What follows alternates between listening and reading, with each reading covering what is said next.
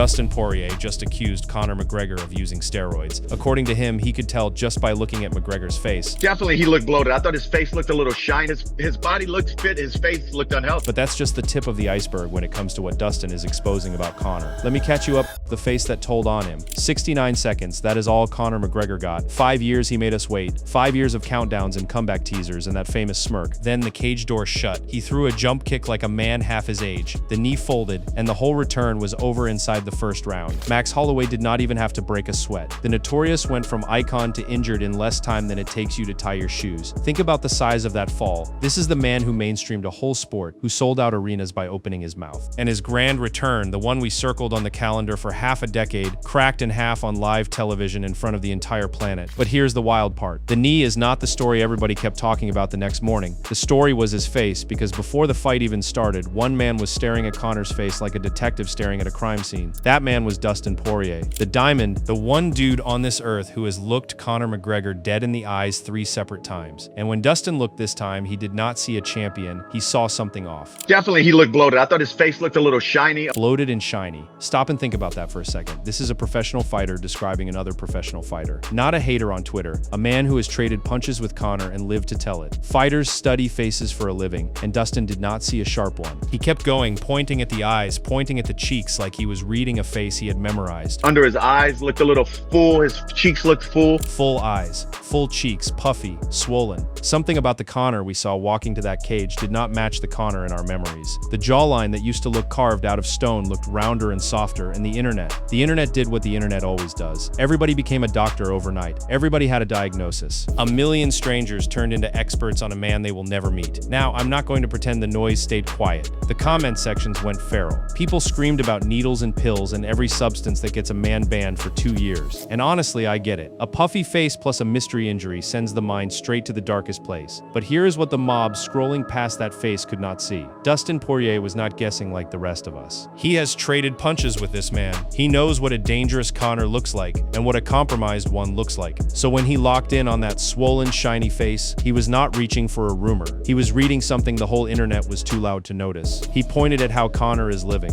His body looked fit. His face looked unhealthy. Read that again. The body was fine. Conor came in around 15 pounds heavier than his old lightweight self sitting at welterweight, and the muscle was there, but the face told on him. Dustin even said the extra weight alone could not explain it. I don't feel like 15 pounds would make your face that bloated. So if it is not the weight, what is it? Dustin gave his answer, and it lands like a jab you did not see coming. He said the way you live shows up on your body when it matters most. You don't live the healthiest lifestyle, your body's more susceptible to injuries. That is the thesis. That is the whole ball game. Dustin is basically saying the knee did not blow out by accident. He is saying a body that gets treated like a nightclub instead of a temple is a body waiting to snap. Muscles can lie to you. You can look jacked in the mirror and still be brittle underneath. Ligaments do not care how good your arms look. They care how you sleep, how you eat, how you actually live when the cameras are off. And a torn ligament in round 1 after 5 years of silk sheets and celebrity, that is not bad luck to Dustin. That is a bill coming due. The body kept the receipts, and it cashed them at the worst possible moment. And then he said the thing that gives me chills. He said the swollen face was trying to warn us the whole time. The shiny, swollen face could have been telling us the whole time this guy's coming into this not at 100%. Not at 100%. Man walked into the biggest night of his comeback carrying only a fraction of the fighter he used to be, and his own face was flashing the warning sign like a smoke alarm nobody wanted to hear. We were all so busy hyping the return that we ignored the alarm. Dustin did not. It was not hindsight. It was a warning hiding in plain sight, and only a former opponent had the eyes to catch it. So let us set the record straight before we go 1 inch further. Poirier did not expose Conor McGregor for steroids. Nobody did. The word got thrown around by strangers online who never met the man. What Dustin exposed was uglier in a quieter way. He exposed a fighter whose lifestyle is writing checks his knees cannot cash. He exposed a face that stopped lying for the camera. He looked at the king and said out loud, "This man is not okay." McGregor turned 38 around this time. This was his first fight in nearly 5 years. Since the last time he shared a cage with the very man now reading his face like a book, and the suspected torn ACL that ended. It means, in Dustin's words, another long year on the shelf just to get back to zero.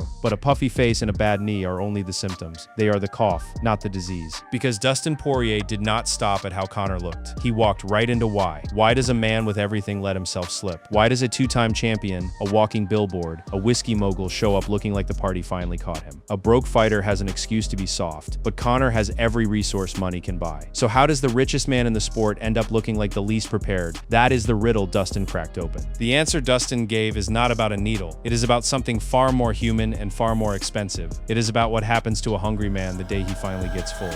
Silk sheets and a fading fire. Every fighter starts the same way. Broke, angry, sleeping bad because he wants it so bad. That hunger is the engine. That hunger is why a man wakes up at 5 in the morning to run hills in the rain. When normal people are dreaming, it is not talent that separates the legends. It is the ability to keep starving even when the fridge is full. So what happens when the hunger gets fed? What happens when a man wins so hard the world hands him everything he ever screamed for? Dustin Poirier has watched Conor McGregor become the richest man in the sport, and he thinks that is exactly where the fire started dying. Let us follow the money, because Dustin did. It starts with a boxing ring and one of the biggest paydays in combat sports history.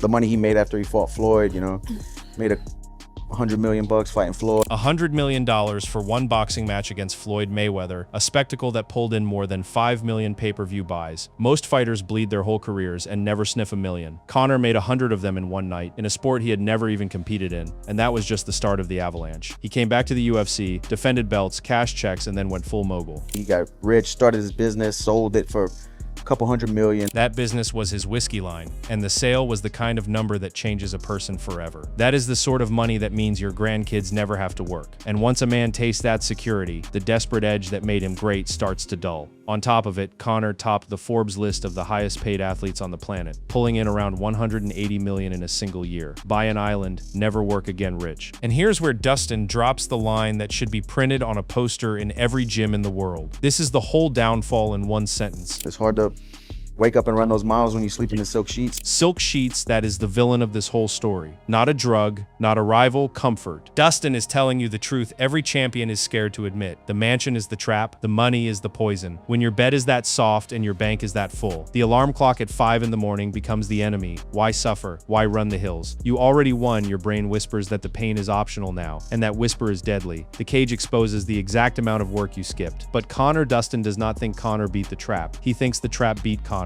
And it shows up in something deeper than a soft bed. It shows up in what Conor is actually chasing now. He's addicted to the limelight, addicted to people talking about him. Because Dustin looked at this comeback and asked the question that stings the most. Does Conor even love to fight anymore? Or does he just love being famous? Addicted to the limelight, addicted to the noise, not the punches, the cameras. Dustin is saying Conor did not come back for the love of the fight. He came back for the love of being talked about. And then Dustin twisted the knife with the saddest part of all. I don't know if he's addicted to the fight itself anymore. Oof, that one hurts because it might be true. A man who once lived to hurt people in a cage might now just live to be seen. The fight became the accessory, the fame became the drug, and a man fighting for attention instead of glory is a man who is going to get exposed the second a real fighter stands across from him. Which brings us to the knee, to the torn ACL, to the moment the party ran out of road. Dustin did the math on what that injury means for a 38-year-old who already sat out 5 years, and the math is brutal. If it's a torn ACL, that's another year at his age. Another full year gone before he could even think about walking back into a cage. At 38, with 5 years of rust already on him, that math does not add up to a comeback. It adds up to a retirement nobody wants to sign. And Dustin did not sugarcoat the verdict he was starting to reach. He said the words most fans are too scared to say out loud about their hero. I think he's done. He's done. He'll never come back the same. Done. Never the same from the only man who has beaten him twice. That is not a hater talking. That is a scout report. And Dustin went further because he is tired of the pattern. He is tired of the endless comeback teasers that lead nowhere. But how many times can you cry wolf? How many times that is the fan fatigue talk? That is a whole sport that got promised the old Conor over and over and kept getting a highlight reel of a man who peaked years ago. And Dustin, who respects the legendary career Conor built, said the thing that should scare Conor the most: he does not want to watch a legend turn into a sideshow. I would just hate to see him be a freak show fighter like that. It only come out for these exhibitions. A freak show fighter, exhibitions to Dustin. That is not real fighting, and it is not a legacy. It is a carnival act wearing a champion's name.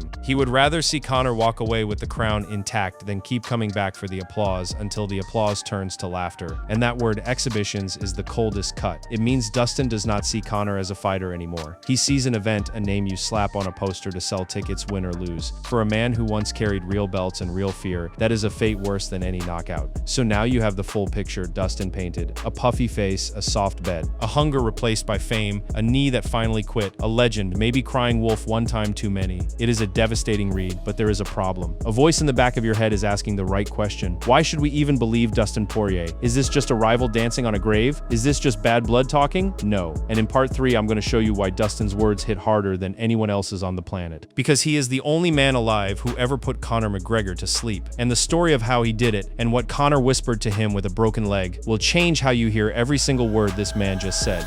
The only man who silenced him. Here's why you cannot wave Dustin Poirier off as a hater. A hater only talks. Dustin walked into the fire 3 times and came out with receipts. Very few men ever shared a cage with Conor. Fewer beat him, and Dustin sits at the top of that short list. He speaks with scars, not tweets. Rewind to 2014, when a young Conor McGregor knocked Dustin out in the very first round of their first meeting. Back then, Conor was a rocket, and Dustin was just fuel on the launch pad. Dustin admits it himself that Conor was on a tear that felt unstoppable. He was on his way up, and he tore through everybody, became a 2-weight world champion. That is respect, not hate. Conor tore through the division and became the first man in UFC history to hold 2 belts at once. The same man who knocked out Jose Aldo in 13 seconds. Dustin knows exactly how great this man was, because Conor once made Dustin look ordinary, but time is undefeated, and so eventually was Dustin. They ran it back in 2021, and this time Dustin knocked Conor out cold, becoming the first person to ever finish him with strikes in MMA, and when people called it a lucky leg kick, Dustin set the record straight himself. I see a lot of people talking funny stuff about, like,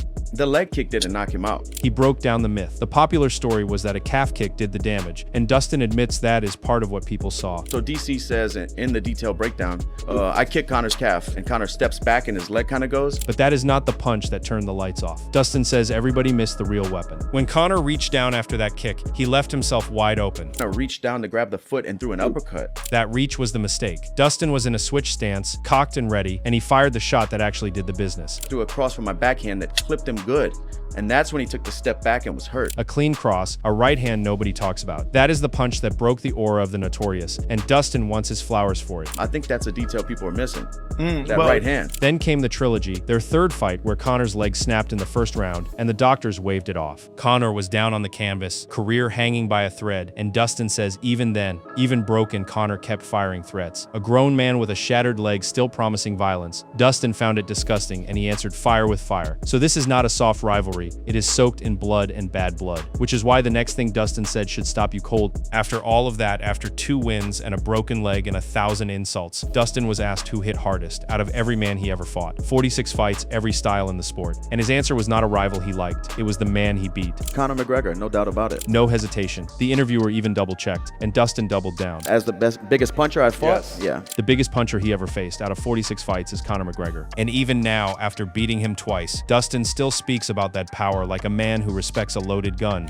Yeah, he's special individual for sure. Special, that is the word from the rival. And when asked if Conor felt any less dangerous the more times they fought, Dustin refused to disrespect him. Still the same, very dangerous. Most men would shrink the guy they beat. Dustin does the opposite and still walks away with 2 wins on the record. That is why Dustin's red on Conor is the one that matters. He is not a hater and not a fanboy. He is the one man who beat Conor, felt his power, survived his threats, and still calls him great. So when a man like that says the fire looks gone, you cannot brush it off. He has earned that opinion the hard way, 1 punch at a time. And here's the twist that ties this whole thing in a bow. Underneath all the trash talk, Dustin actually hopes Conor is okay. That is the part nobody expected. Poirier set the rivalry aside to talk about Conor as a person, not a punching bag. He has never hidden that he thinks Conor can be a rough character, the kind of guy who once crossed every line to sell a fight. Part of Dustin even sees a little karma in this fall, but Dustin has had his own hard year too, so he knows how fast a good life can wobble. But instead of dancing, Dustin did something bigger. He wished the man well. He said he hopes Conor stays on the straight and narrow in his day-to-day life. Hopes this injury does not knock him off the better path he seemed to be walking, with more family time and more peace. Poirier even offered to come out of his own retirement for a 4th fight if Conor ever wants to run it back the right way.